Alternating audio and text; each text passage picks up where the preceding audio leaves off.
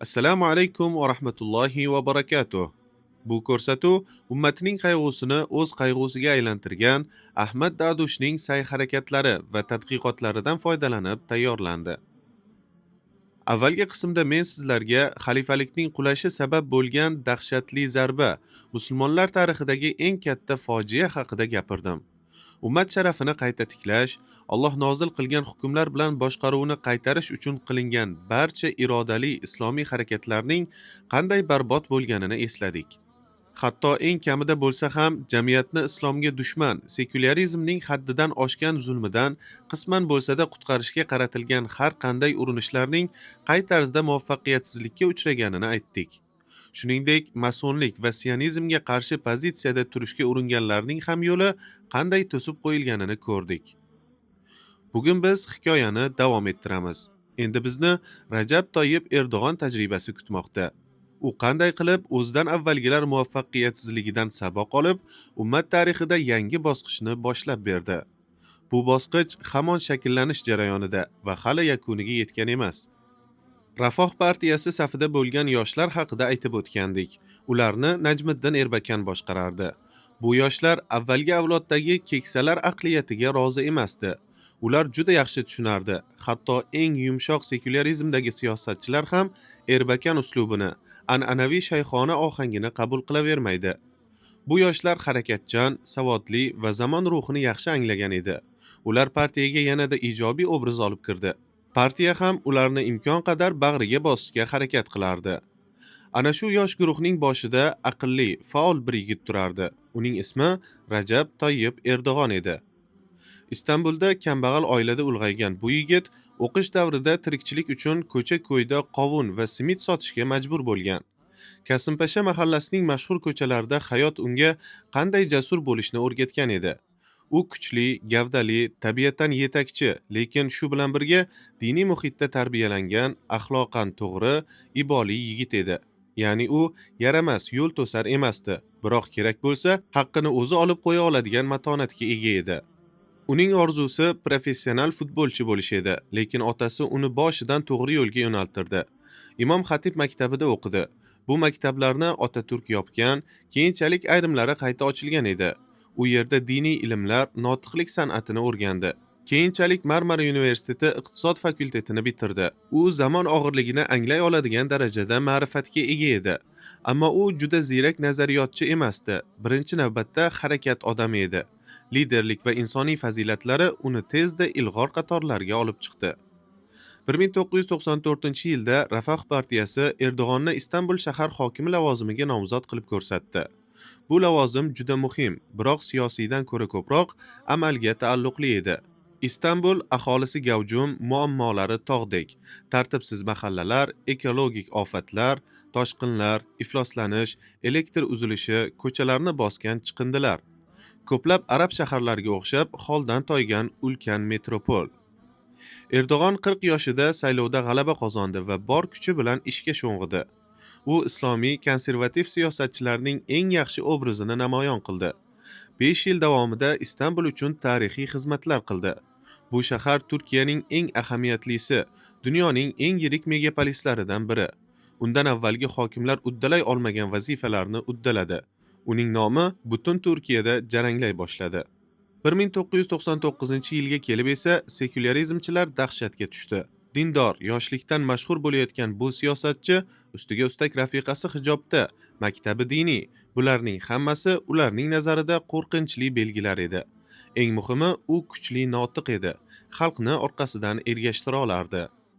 Demak, uni yo'q qilish uchun imkon qidirish kerak edi. Ular arxivlarni titkilashdi va 2 yil avvalgi tadbirda o'qigan bir she'rga duch kelishdi. Masjidlar bizning qal'alarimiz, minoralar bizning nayzalarimiz, masjid gumbazlari askarlarimizning dubulg'alaridir. Shu satrlar uchun ular uni dinlararo adovat qo'zg'atish va sekulyarizmga dushmanlikda ayblashdi. 4 oyga qamashdi. Siyosatdan doimiy chetlatishdi va hokimlikdan olib tashlashdi. Ular o'yladiki, tamom, endi u ko'mildi. Ammo u zindonda bo'lsa ham kelajakni rejalashtirar edi. Erdo'g'on ustoziga Erbakanga sodiq qoldi. Biroq partiyalar taqiqlandi, tarqatildi. 2001-yilda Fazilat partiyasi ham yopildi. Bu yerda Erdo'g'on va uning safdoshlari endi cho'kayotgan kemadan sakrash vaqti kelganini angladi. Ular atigi 2 oy ichida Adolat va Taraqqiyot partiyasini tuzdilar. Ular siyosatga kirib kelgan partiyalar ro'yxatida 193-o'rinda edi. Ammo Erdo'g'on karizmasi tufayli barcha yirik siyosatchilarni ortda qoldirdi. Keyingi yili saylovda ulkan g'alaba qozonishdi. Lekin Erdo'g'onning o'zi 1998-yilgi hukm tufayli bosh vazir bo'la olmasdi. Shuning uchun bosh vazirlikka safdoshi Abdulloh Gul o'tirdi. Ammo baribir partiya yetakchisi Erdo'g'on edi. 2003-yilda sud uning ustidan qo'yilgan taqiqni bekor qildi va u 49 yoshida bosh vazirlikka o'tirdi. 11 yil davomida shu lavozimda bo'ldi, keyin esa prezidentlikka keldi. Endi eng muhim savol: nega turk sud tizimi Erdo'g'onning yo'lini ochdi? Nega dindor, sekularizmga qarshi kurashuvchi deb qoralanayotgan bir odamga davlat rahbarligiga yo'l berildi? Bu yerda uning siyosiy donoligi namoyon bo'ladi. Aytiladigan gaplar esa mening ko'p o'qishlarim natijasidagi shaxsiy xulosalarimdir. Erdo'g'on juda yaxshi bilardi, har qanday islomiy mamlakatda hokimiyatning asl kaliti ichkarida emas. Armiya, mason doiralari, demokrat partiyalar, Turkiyada ham, arab mamlakatlarida ham qarorlarining egasi to'liq o'zlari emas. Ba'zilari vatanparvar bo'lishi mumkin, lekin g'arb irodasiga qarshi bora olmaydi. Ba'zilari esa vatanparvar ham emas, shunchaki tashqi kuchlar qo'g'irchog'i. Shuning uchun Erdo'g'on islomchilar uchun g'ayrioddiy va imkonsiz yo'lni tanladi. Kompasni g'arbga burish va u yerdan yashil chiroq olish. Albatta xalq qo'llovini ham yoniga olgan holda. 2002-yil noyabr partiyasi saylovda g'alaba qozondi. 2003-yil mart sud taqiqni olib tashladi. Demak, shu 5 oy ichida Erdo'g'on global miqyosda tan olinish uchun kuchli diplomatik marafon o'tkazdi. Yevropaga bordi. Yevroittifoq rahbarlari bilan Turkiyaning ittifoqqa qo'shilishi masalasini muhokama qildi. Xitoyga bordi. Unga xavfsizlik uchun 17 ming askar ajratildi. Unga davlat rahbari darajasida munosabat ko'rsatildi. Rossiyada Putin bilan uchrashdi. Dastlab yarim soatlik uchrashuv berilgan edi, lekin u 1,5 soat davom etdi va nihoyat Vashingtonga yo'l oldi. AQShdagi turk elchisi: Erdo'g'on kim o'zi? Prezident Bush bilan uchrashadi, yuzlab davlat rahbarlari navbat kutyapti deb koyidi. Ammo Erdo'g'on jamoasi elchini chetlab o'tib, to'g'ridan to'g'ri Vashingtondagi ta'sirli shaxslar bilan aloqaga chiqdi va uchrashuv bo'ldi, juda tez muddatda. Bu tafsilotlar Rajab Toyyib Erdo'g'on, bir yetakchining hikoyasi kitobida yozilgan. Mualliflar Erdo'g'onning yaqin do'stlari va hamrohlari bo'lgan. Erdo'g'on Turkiyaga qaytgach nima bo'ldi? Uni avval qamab, siyosatdan umrbod cheklaganlarning o'zlari uning yo'lini ochib berishdi. Bush esa eng birinchi bo'lib unga tabrik qo'ng'irog'ini qildi. Demak, savol shunday: u qanday qilib g'arb va sharq yetakchilarini o'z foydasiga ko'ndirdi? Ular armiyaga va sekulyar elitalarga yo'l beringlar degan buyruqni qanday berdi? Bu savol bizni g'arb strategik tafakkuriga olib keladi. G'arb islomga doimiy dushman bo'lsa ham juda moslashuvchan va kuchli. Islomchilarni qo'llab-quvvatlashi mumkin, agar ular nazorat ostida bo'lsa va ma'lum maqsadga xizmat qilsa. Misol uchun, AQSh, Britaniya va Fransiya razvedkalari xuddi o'zlari Xumayniy rejimini yaratgan. Ular yordamida 1979-yilda Eron islomiy inqilobi sodir bo'ldi. Xumayniy Isroilning eng sodiq ittifoqchisi bo'lgan shohni ag'darib tashladi. Shiorlar: Isroilga o'lim, Amerika katta shayton. Ammo amalda u kimga qarshi urush ochdi? Faqat sunniy arab dunyosiga. Iroq va orqasida butun Fors ko'rfazi 8 yil qon kechdi. Amerika esa qurolni har ikki tomonga sotdi. Bugungacha ularning dushmanlik shiorlari jaranglaydi, lekin Eronning qurollari kimni nishonga oladi? Faqat shu hududdagi sunniylarni. Demak, g'arb uchun Eron mullalari hokimiyati Isroilga sodiq bo'lgan sekulyar hokimiyatdan ham foydaliroq. Xuddi shunday misollar yana bor. 1980-yillarda Afg'oniston mujohidlariga, hatto Tolibonga AQSh ochiq-oydin yordam bergan. Bu hozir AQShda o'zi tan olgan haqiqat. Havoiy kinosi Charlie Wilsonsvar shu haqda. Demak, prinsip bo'yicha g'arb uchun islomchilarni qo'llash muammo emas, agar ular vaqtincha boshqarib bo'ladigan bo'lsa. 1990-yillar boshida kommunizm qulab tushdi. Sovet imperiyasi tugadi, sovuq urush yakun topdi. Yangi global tartib haqida g'arb strategiyalari yozila boshlandi. Birinchi nazariya Francis Fukuyama. Tarixning intihosi 1992-yil. Uning fikri insoniyat tarixi nihoyasiga yetdi. G'arb demokratik kapitalizmi g'alaba qildi. Endi hamma unga bo'ysunadi.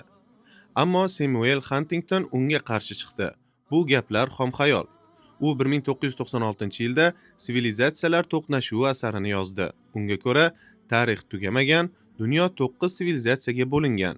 Eng katta xavf islom sivilizatsiyasidan. G'arb bilan asosiy to'qnashuv ana shu sivilizatsiya bilan bo'ladi. G'arb va sharqda misli ko'rilmagan bahslar boshlandi. Arab dunyosi millionlab mablag' sarflab, islom g'arbga dushman emas, hamkorlik va tinchlik bo'ladi kabi konferensiyalar o'tkaza boshladi. Boshqa tomondan esa ba'zi islomiy harakatlar Huntingtonni ma'qulladi. Ha, biz o'zligimizni yo'qotmasak, muqarrar to'qnashuv bo'ladi deyishdi. Oradan 10 yil ham o'tmay 11-sentyabr voqealari yuz berdi. Bu hodisaning ortida qanchalik AQSh maxfiy xizmatlari bor haligacha noma'lum. Lekin natija aniq. Fukuyama o'z nazariyasidan voz kechdi. Tarix tugamaganini tan oldi. Huntingtonning fikri esa amalda tasdiqlandi. Bush boshchiligidagi yangi konservatorlar ayni shu g'oyani siyosatga aylantirdi. G'arb Bush jahriy aytganidek yangi salb yurishini boshladi.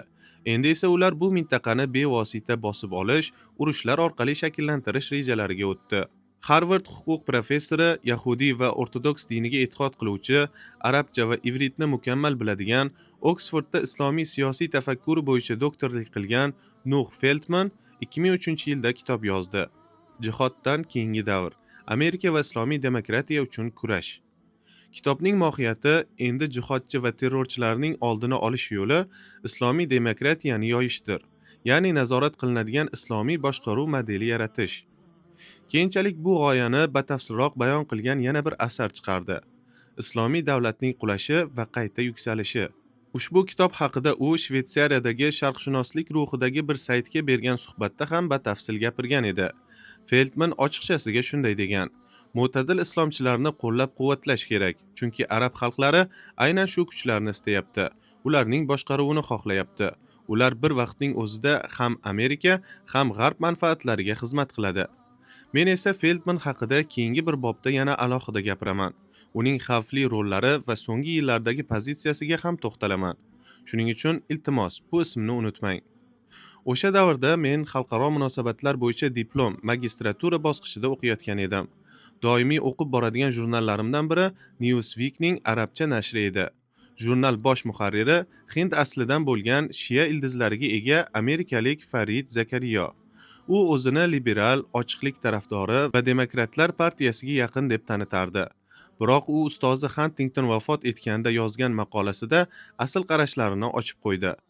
Men aynan o'sha maqoladan so'ng liberalizm bilan konservativ o'ngchilikni aralashtirgan yangi yo'nalishning mohiyatini tushunib oldim. Bu kishi musulmon ismini ko'tarib yurgan bo'la turib, Amerikaga xos imperiyachilik siyosatini musulmonlarga nisbatan qo'llashdan uyalmasdi. U o'zining birinchi kitobini 2003-yilda nashr etdi. Nomi Erkinlikning kelajagi. Vatanda va chet elda liberal bo'lmagan demokratiya. Ana shu kitobda u illiberal demokratiya atamasini ilk bor muomalaga kiritgan. Bu bilan u shuni nazarda tutadiki, hukumat halol saylov orqali keladi, ammo tuzum liberal bo'lmaydi. Ya'ni qisqacha qilib aytganda, masalan, bu tizimda gomoseksuallikka erkinlik berilmaydi. Farid Zakariyo Bushning aynan o'zining eng keskin siyosat yuritgan davrida Amerikaga murojaat qilib shunday degan: Agar demokratiya arab va musulmon dunyosida natija bersin desa, u faqat liberal bo'lishi kerak. Amerika demokratiyani emas, avvalo liberalizmni qo'llab-quvvatlasin. Agar liberalizmni hatto diktatura olib kelsa ham mayli. Chunki musulmon dunyosida demokratiya bo'lsa, hokimiyatga g'arb bilan to'qnashadigan islomchilar keladi. Menimcha Zakariyo bu qarashlarni eng ochiq aytganlardan biridir.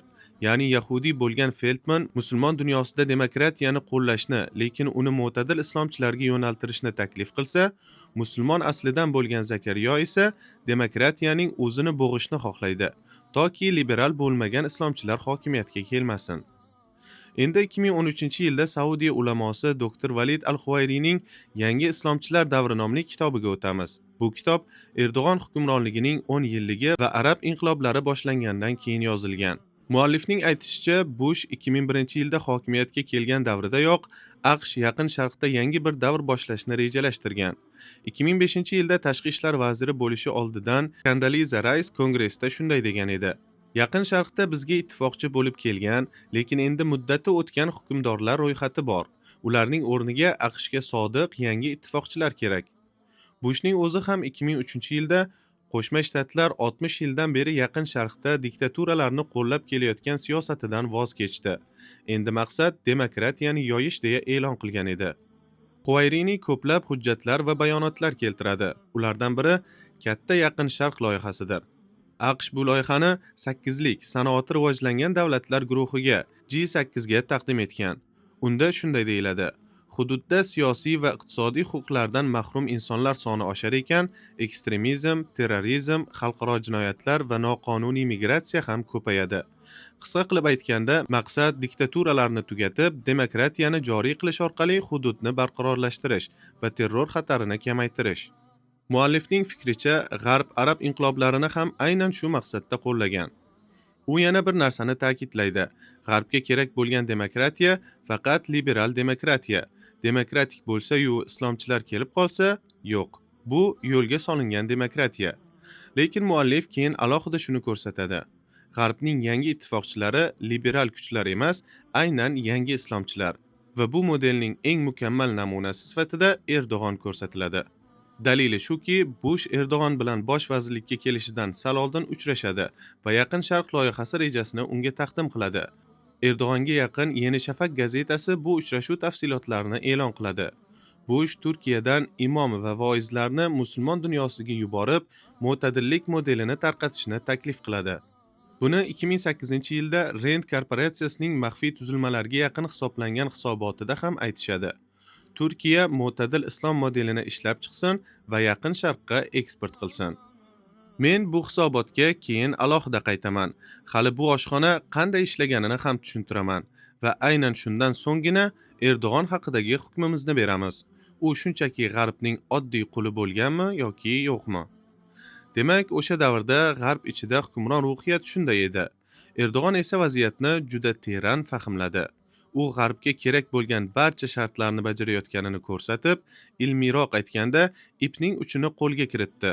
Shunday qilib u xristian dunyosi ko'z o'ngida o'zini eski ittifoqchilardan, G'arbning Usmonli qulagandan beri suyangan an'anaviy sekulyar doiralardan ustun qo'ya oldi.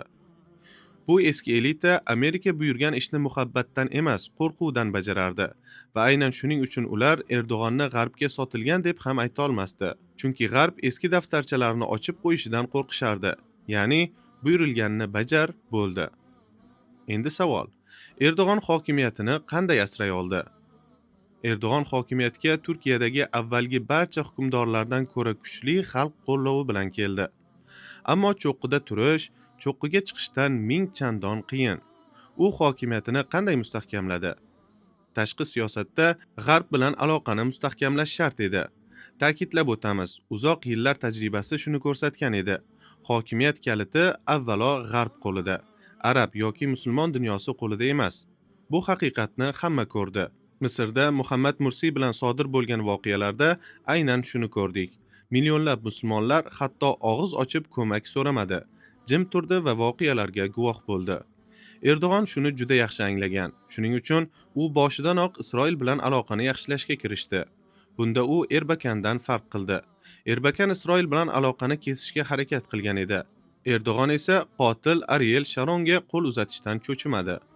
U Turkiyaning Yevropa ittifoqiga kirish maqsadini birinchi darajali vazifa qildi. Bunga undan oldingi hech bir sekulyar rahbar bu qadar shijoat bilan kirishmagan edi. Chunki Yevropa ittifoqi inson huquqlari, farovonlik va qonun ustuvorligini talab qiladi. Buni esa Turkiya armiyasi va sekulyar elita istamaydi. Ular uchun sekularizm dinga qarshi kurashish, ammo inson huquqlariga kelsa sukut. NATO va AQSh bilan munosabatlar mustahkamlandi. Injirlik bazasi AQSh va NATO uchun strategik tamal toshi. Aynan shu baza orqali AQSh Sovet ittifoqi bilan yadroviy qarama-qarshilikda katta ustunlik olgan. Qisqacha qilib, Erdo'g'on G'arbga ishonchli ittifoqchi sifatida o'zini ko'rsatdi. Ichki siyosatda esa u quyidagi asosiy yo'nalishlarga tayandi: xalq qalbini zabt etish, iqtisodiy islohotlar, va'dalarga sodiqlik, adolatga intilish. U Istanbul hokimi bo'lgan davrdan iqtisodiyotni bilardi va uning atrofida kuchli jamoa bor edi. Armiyani qonuniy yo'l bilan jilovlash, tortishuvsiz va tez. G'arb bergan yashil chiroq uzoq davom etmasligini ham bilardi. Razvedka, media va kuch tuzilmalarini o'z qo'liga olish. Shu maqsadda o'ziga yaqin tadbirkorlarning media sohasiga kirishini rag'batlantirdi. Ichki va tashqi mojarolardan iloji boricha chetda turish. Asosiy urg'u islohot va hokimiyatni mustahkamlash. Diniy bahs-munozaralardan vaqtincha chekinish. Hijob taqiqi, diniy maktablar kabi masalalarni darrov ko'tarmadi. Aksincha, markaziy, hal qiluvchi islohotlarga e'tibor berdi. Ochig'i, sekularizm va millatchilik tamoyillariga sodiq qolish. Chunki bu tamoyillar Otaturk merosi sifatida konstitutsiyada bor. Ularga qarshi chiqsa, parlamentda bir kun ham qololmaydi. Turk jamiyatining katta qismi dindor bo'lsa ham, millatchilik ruhida tarbiyalangan. Dinga asosiy e'tiqodi baland bo'lgan qatlam esa baribir uning yonida edi. Ularni alohida ko'ndirishga ehtiyoj yo'q edi. Mana shu Erdo'g'on rejasining nazariy qismi, amaliyotini esa keyingi bobda batafsil hikoya qilaman inshaalloh. Assalomu alaykum va rahmatullohi va barakatuh.